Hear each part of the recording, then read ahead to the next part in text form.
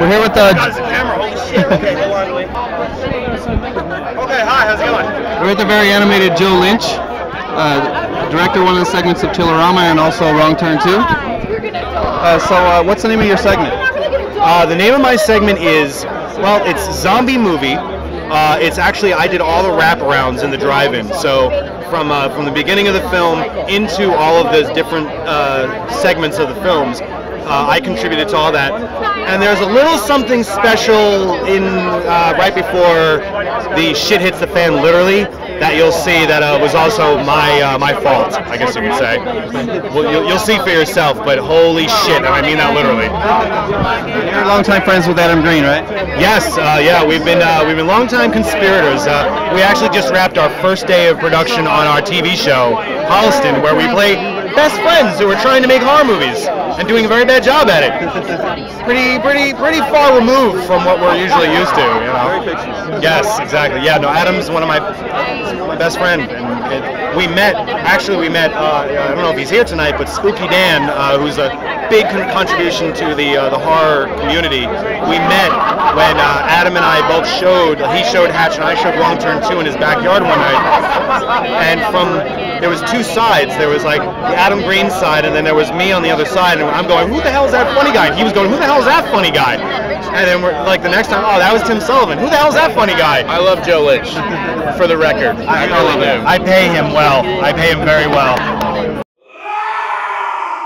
It's been a match made in heaven or hell. I don't know. But yeah, Adam's been one of the greatest guys that I've ever met out here, and it's been like we've been like brothers, and we always push ourselves creatively, and now we're doing a TV show.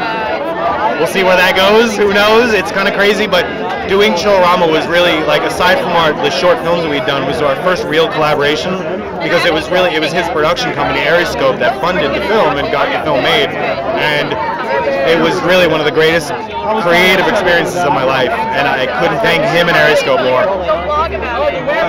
Where is the show going to air? The show's going to be on FearNet next year, next spring. We're shooting it now, and yeah, look out for it in your local cable provider. Hopefully you get FearNet by next March. I hope I do too. I know it's about horror filmmakers, but will it have horror in it? Oh, absolutely. It's about two aspiring horror filmmakers. So there's a lot of horror embedded into it. It's kind of like the anti-Friends in a way. It's like if Chandler Bing and Ross made horror movies. That's kind of how it is. So it's very much a comedy, but at the same time it's got exploding heads and giant aliens and Dee Snider and a lot of horror references and a lot of sexiness as well. Not from us, don't worry. But it's a horror fan's comedy dream come true. I hope. How did it come about, getting the gig for Wrong Turn 2? Shockingly enough, I was in Japan shooting drift racing, and my friend, one of my other best friends, Luke Rivet, who worked at Anonymous Content, was in a meeting, and they were like, we need someone for Wrong Turn 2. Anybody care? Luke knew that I loved horror movies, so he texted me on IM. He's like, would you do Wrong Turn 2? I was one of the 5 people who saw Wrong Turn the weekend it opened in Hollywood. I was like looking around going, really?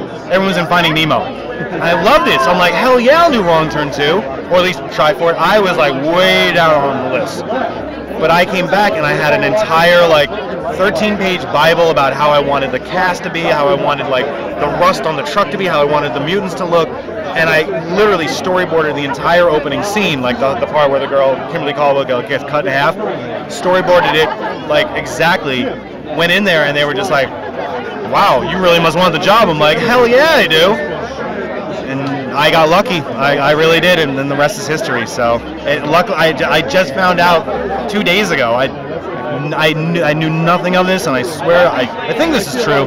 It's the #1 direct-to-video horror film of all time, based on some statistics. Probably my mother probably said that on Twitter or something like that. But it's amazing. The response just for the whole series has been amazing. But the fact that people really embraced that film, knowing that I wanted to make a fun splatter movie from the 80s, really, it made me have hope and faith in the horror community again. You know, because the fact that everyone just goes to see remakes because they come out, and people go to sequels just because they come out, and they'll go, all right, Nightmare on Elm Street, show me what you got. I'm like, no, you're just to go and have fun, you know. The fact that the horror community embraced this movie for what it was, it was a big thank you to me, and I couldn't thank you more. Thank you. You plan on continuing horror features? Oh God, yes. I mean, my new film, The Knights of Bad Aston, it's technically an adventure film. You'll see the horror. You'll see the horror roots in there as well. I mean, it's kind of like that thing that people say, like, write what you know. I grew up where my first movie was Dawn of the Dead when I was 2. So I grew up with horror movies, and I think horror is one of those genres that can parlay itself and all of its influences over genres over the years, like over every genre, comedy, drama. It's about affecting the audience in a way. Good horror makes the audience react. And there's no better skill than if you can make a good horror movie, I'm not saying I have yet, but if you can make a good horror movie, you can make any good movie. I mean, some of my favorite directors have made horror movies at first, you know, or dive into horror movies. So it's one of those genres that anybody can kind of, if you can do it right, you can do anything right, I think, you know. So I will always be indebted to the horror genre, and I'll never leave. Even if I'm making Smurfs 3, I guarantee a Smurf's head will get ripped off. I guarantee. Mark my words. In 3D or 4D at that point. You can smell the Smurf's head get ripped off. All right, well, thank you very much. It was great talking to you. Guys, I really appreciate it. Thank you very much.